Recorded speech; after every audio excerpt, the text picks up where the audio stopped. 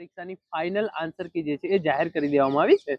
તો આજના આ વિડીયોની અંદર આપણે જોઈશું કે પ્રોવિઝનલ આન્સર કી કરતા ફાઇનલ આન્સર કી ની અંદર કયા કયા પ્રશ્નોની અંદર જે છે એ ફેરફાર કરવામાં આવે છે, ઉમેદવારોને કુલ કેટલા માર્ક્સનું જે છે એ ગ્રેસિંગ આપવામાં આવે છે અને કયા કયા પ્રશ્નોની અંદર બે જવાબ જે છે એ સાચા ગણવામાં આવેલા છે। તો આજના આ વિડીયોની અંદર આપણે ટેટ 1 પરીક્ષાના ઉમેદવારો માટે ખૂબ જ અગત્યની માહિતી છે એના વિશેની સંપૂર્ણ ચર્ચા કરવાના જ છીએ।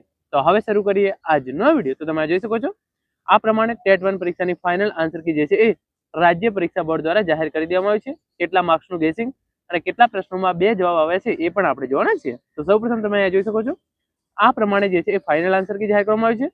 TET 1 exam 2025 final answer key medium Gujarati type A 17/1/2026। તો તારીખ 17/1/2026 એટલે કે આજે જે છે એ ફાઇનલ આન્સર કી જે છે એ જાહેર કરવામાં આવી છે। જે આ ફાઇનલ આન્સર કીની પીડીએફ છે એ તમને ટેલિગ્રામ ચેનલની અંદર મળી જશે। ટેલિગ્રામ ચેનલની લિંક છે એ નીચે ડિસ્ક્રિપ્શન બોક્સની અંદર આપવામાં આવેલી છે। તો આ પ્રમાણે તમે અહીંયા જોઈ શકો છો એક જે છે એ 21મા નંબરનો જે પ્રશ્ન છે એની અંદર ગ્રેસિંગ આપવામાં આવેલું છે, જે 72મા નંબરનો પ્રશ્ન છે એની અંદર ગ્રેસિંગ આપવામાં આવેલું છે અને જે 105 નંબરનો પ્રશ્ન છે એની અંદર પણ જે છે એ ગ્રેસિંગ માર્ક્સ આપવામાં આવેલા છે। તો સૌપ્રથમ તમે અહીંયા જોઈ શકો છો ગ્રેસિંગ માર્ક્સ આપેલા પ્રશ્નો। આ પ્રશ્નોમાં કોઈ પણ વિકલ્પ સાચો ન હોવાથી અથવા ભૂલ હોવાના કારણે તમામ ઉમેદવારોને સમાન ગુણ ગ્રેસ મળવાપાત્ર છે।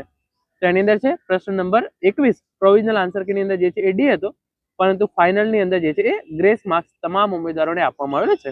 પછી પ્રશ્ન નંબર 72 પ્રોવિઝનલ આન્સર કીની અંદર જે છે એ સી પ્રશ્ન હતો, પરંતુ ફાઇનલની અંદર જે છે એ તમામ ઉમેદવારોને ગ્રેસિંગ માર્ક્સ આપવામાં આવેલો છે। અને પ્રશ્ન નંબર 105 પ્રોવિઝનલ આન્સર કીની અંદર જે છે એ ડી હતો, પરંતુ ફાઇનલની અંદર જે છે એ ગ્રેસ જાહેર કરેલો છે।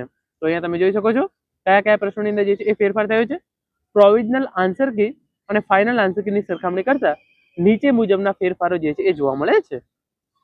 તમે જોઈ શકો છો આ પ્રશ્નોમાં પ્રોવિઝનલ કી કરતા ફાઇનલ આન્સર કીમાં વિકલ્પો બદલાયા છે અથવા વધારાના સાચા વિકલ્પો ઉમેરવામાં આવ્યા છે। તો જે પ્રશ્ન નંબર 30 છે એની અંદર જે છે એ પ્રોવિઝનલ આન્સર કીની અંદર ડી સાચો જવાબ હતો, પરંતુ ફાઇનલની અંદર બી અને ડી બંને જે છે એ સાચા ગણાયા છે। પ્રશ્ન નંબર 45 પ્રોવિઝનલ આન્સર કીની અંદર બી હતો, જ્યારે ફાઇનલ આન્સર કીની અંદર એને સી કરવામાં આવે છે। પ્રશ્ન નંબર 55 પ્રોવિઝનલ આન્સર કીની અંદર ડી હતો, જ્યારે ફાઇનલની અંદર એ અને ડી બંને જે છે એ સાચા ગણવામાં આવ્યા છે। પછી પ્રશ્ન નંબર 56 પ્રોવિઝનલ આન્સર કીની અંદર જે છે એ બી સાચો જવાબ હતો, જ્યારે ફાઇનલ આન્સર કીની અંદર બી અને ડી બંનેને જે છે એ સાચા ગણવામાં આવે છે। પછી પ્રશ્ન નંબર 57 પ્રોવિઝનલ આન્સર કી પ્રમાણે જે છે એ બી સાચો જવાબ હતો, જ્યારે ફાઇનલની અંદર બી અને ડી બંને જે છે એ સાચા ગણવામાં આવે છે। પછી પ્રશ્ન નંબર 110 પ્રોવિઝનલની અંદર જે છે એ હતો, પરંતુ જ્યારે ફાઇનલ આન્સર કી જાહેર કરવામાં આવી ત્યારે એ અને ડી બંને જે છે એ સાચા ગણવામાં આવે છે। પ્રશ્ન નંબર 116 પ્રોવિઝનલની અંદર જે છે એ બી હતો, જ્યારે ફાઇનલ આન્સર કીની અંદર બી અને ડી બંનેને જે છે એ સાચા ગણવામાં આવેલા છે।